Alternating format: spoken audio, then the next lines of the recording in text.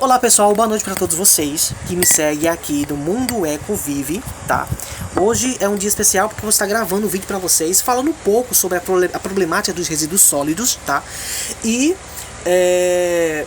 deixa eu ver aqui, e o descarte dos resíduos nas unidades geradoras, tá certo?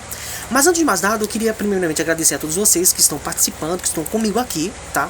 E eu vou tentar ir o mais breve possível, passando algumas informações mais importantes para vocês, para aqueles que não têm conhecimento ainda da importância do manejo, né, dos resíduos sólidos e dos estragos, dos problemas que eles podem trazer, né? Tanto de uma forma nacional ou global, para a sociedade quando esses resíduos sólidos não são manuseados de forma correta, tá certo? Então, em 1950, o Brasil tinha 51 milhões de habitantes, né? Segundo alguns dados do IBGE, de 1950 a 2015, esse número dobrou dos 51 milhões para 200 milhões de habitantes, tá certo? Esses dados você pode ver lá no IBGE, tá? Eles foram registrados no mês de julho, né, de 2020, ou seja, ano passado, tá?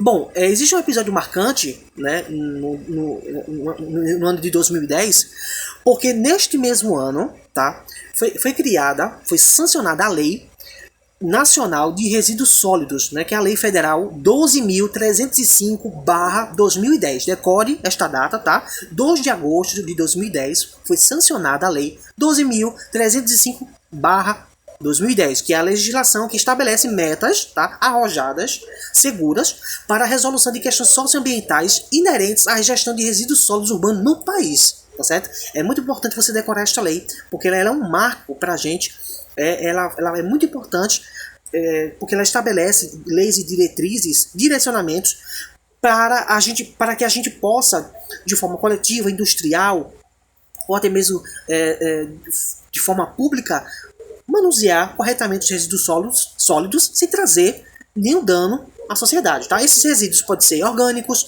podem ser industriais, podem ser sólidos, tá? E assim sucessivamente. Então, ao longo dessa década, inúmeros instrumentos previstos na lei tiveram avanços importantes, tá? Quanto a outros, não tiveram a mesma resolução, tá certo? Então, a gente precisa ter respeito com a natureza, tá? E esse respeito deve vir de todas as partes, de todos os setores da nossa sociedade. Então, setor público, setor privado e de forma coletiva, né, de um setor social civil, tá? Isso é muito importante. Quando a gente fala de impactos, geralmente vem em nossa mente que impacto traz no sentido negativo, e não é assim, tá? E não é assim. O impacto, ele pode ser positivo e negativo, mas na verdade o que é impacto? Então, o impacto, pessoal, é qualquer alteração das propriedades físicas, químicas e biológicas na natureza, tá? Ela pode ser causada de várias formas, tá? Esses impactos, né? Por exemplo, o desmatamento é um impacto negativo, a poluição do ar, poluição dos recursos hídricos, tá? Poluição sonora, poluição auditiva, né, na sonora, né, poluição visual. Esses são impactos negativos que podem acontecer na natureza, e que podem ser de forma direta ou indireta, tá certo? Então, tanto dessa forma indireta ou direta, causam danos à saúde, né, à segurança, ao bem-estar das pessoas, tá? Causam também danos às atividades sociais, tá? Econômicas principalmente, tá certo? Então, a gente está vivendo em um caos, né, ultimamente. Então, quando afeta as questões econômicas, é prejudicial a uma determinada sociedade, comunidade, pessoas, né, país. Então, a gente tem que ter muito cuidado com isso, tá? Os impactos ambientais de uma má gestão de resíduos sólidos podem trazer vários problemas, tá? Então, esses impactos, né, esses impactos da má gestão dos resíduos sólidos, né, não só dos resíduos sólidos, mas de outros motivos também, podem trazer, por exemplo, a poluição visual, hídrica, como falei para vocês, contaminação do solo, né, alagamentos, né, esses alagamentos podem acontecer não só pelo devido inadequado dos resíduos sólidos, como também o desmatamento, tá? O desmatamento é um dos motivos de acontecer alagamentos, tá? Então, proliferação de endemias, né, multas, encargos e paralisação das atividades quando a empresa não não trabalha, né, devido estabelecido pelas leis disponíveis, tá? É importante a gente também ter a noção de lixo, resíduos e rejeitos, tá? Existe essa diferença muito grande e a gente precisa saber disso, tá certo? Então, por exemplo, o que é o lixo? Lixo, pessoal, é aquilo que não se quer mais e a gente joga fora, tá? Então tem um sapato, tem uma roupa, tem um objeto, um eletrodoméstico, um eletroeletrônico, a gente joga fora, tá certo? Já o resíduo, tá? É aquele que não serve para você, né? Mas serve para outros e isso torna-se uma matéria-prima e pode trazer benefícios sociais e econômicos, tá certo? Agora o rejeito, é importante a gente ter uma noção de rejeito, porque é um tipo específico de resíduos que já foi tão utilizado, tão reaproveitado, tão reciclado que não serve mais para uso, tá? Ele fica impossibilitado de ser utilizado, né, de ser reaproveitado ou até mesmo reciclado, como falei para vocês, tá certo? Então, a gente precisa saber dessa diferença, porque às vezes dá a impressão que é tudo igual, e muitas vezes não é, tá?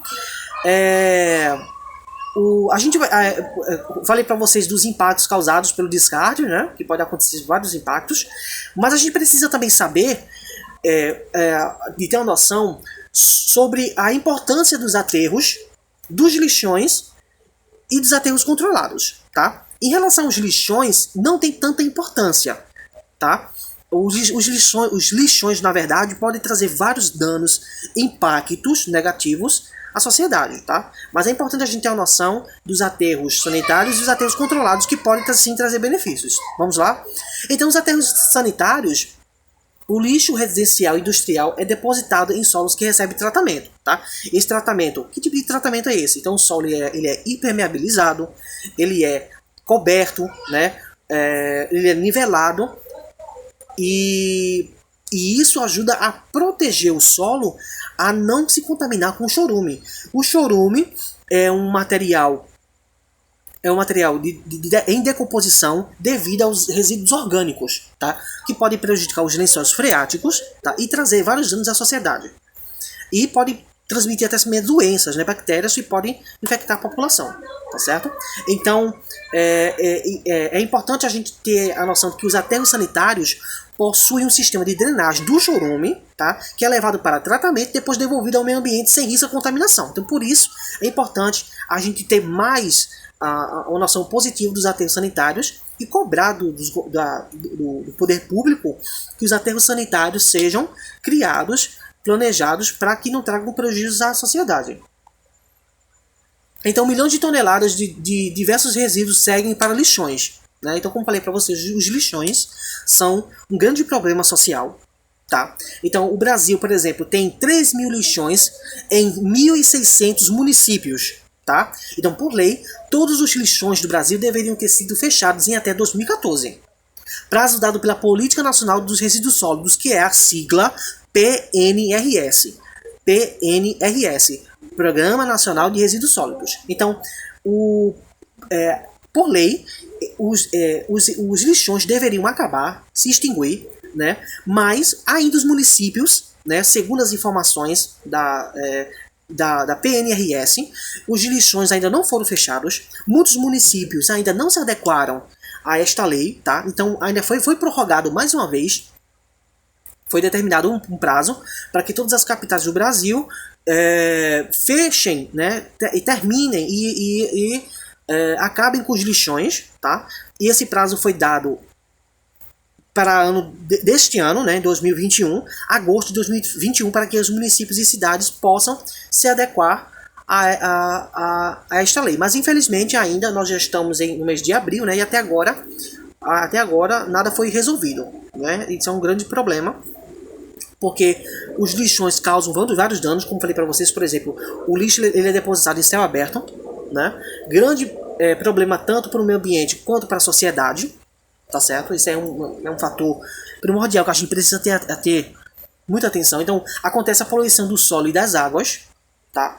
O acúmulo de material não degradável ou tóxico, porque geralmente em lixões é despejado todo tipo de resíduo, resíduo industrial, hospitalar, orgânico, então não tem uma separação, tá?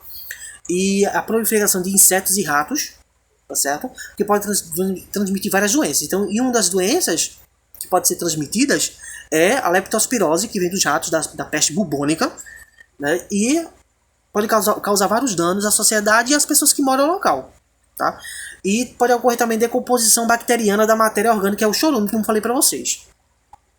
E também temos o aterro controlado, que o aterro controlado ele é muito viável, né? Por quê? Porque ele é feito de uma contenção de resíduos, que é coberto por uma camada de argila e grama. Também é realizada a circulação do chorume, que é coletado e levado para cima da pilha, de uma pilha de resíduos, tá? Onde ele diminui a sua absorção pela terra, né? E nos aterros controlados cria-se o biogás, que é uma maneira de criar-se energia, né? Como tem energia eólica, também tem um biogás que pode trazer benefícios para a sociedade como mais uma fonte de energia viável. Quando a gente fala de resíduos sólidos, a gente fala também, no caso em relação ao manejo, né, as diretrizes que existem na lei da PNRS e da obrigação dos setores da sociedade, a gente fala também de logística reversa. As pessoas perguntam assim, o que é logística reversa, né? Então, em 2010, o governo brasileiro implantou a Política Nacional de Resíduos Sólidos, como falei para vocês, né, na lei que vocês já sabem, tá? Que define a logística reversa como um instrumento de desenvolvimento econômico e social, tá? Que ele é caracterizado por ações e procedimentos, tá? De meios de destinação, tá? Para viabilizar a coleta de restituição dos resíduos sólidos ao setor empresarial. Tá? Para reaproveitamento em seu ciclo ou em outros ciclos produtivos, ou outra destinação final ambientalmente adequada. Se a gente for lá no Rio Mar, na entrada do Rio Mar, para quem não sabe, tem uma quitanda verde, tá? E essa quitanda, você pode depositar lá o seu celular que você não está mais utilizando, ou até mesmo a sua bateria, a sua pilha, tá? Isso é uma logística reversa, porque esse material, que muitas vezes é jogado no lixo, né, que é jogado nos lixões, que trazem prejuízos seríssimos, prejuízos tóxicos para o meio ambiente, liberação de gás para a atmosfera prejudicial ao meio ambiente. Esse produto ele é reaproveitado, tá? Reaproveitado pelas empresas e até mesmo ele é reciclado, devolvido para a sociedade e assim sucessivamente ele volta para o setor e assim volta para a sociedade e isso se torna um ciclo maravilhoso que pode estar ajudando o meio ambiente. Então a logística reversa tem um poder de trazer o material, de catar esse material, reaproveitá-lo e lançar para o mercado novamente. Deixa eu ver se tem mais alguma coisa aqui para vocês. Sim, a poluição do solo é muito importante. Quando a gente fala de lixões, resíduos orgânicos, sólidos, a gente não posso esquecer que um dos maiores setores, né, um dos maiores setores ambientais que podem afetar é o solo, tá? Então, por exemplo, o descarte de componentes eletrônicos, em geral, descarte de lâmpadas fluorescentes, contaminação por bactérias e pilhas, baterias, né, contaminação de fluidos hidráulicos, né, motor de carro, né, aquele óleo de motor de carro que muitas vezes é jogado no chão, né, contaminação por óleos de veículos, como falei para vocês, de diesel, de gasolina. Então, o maior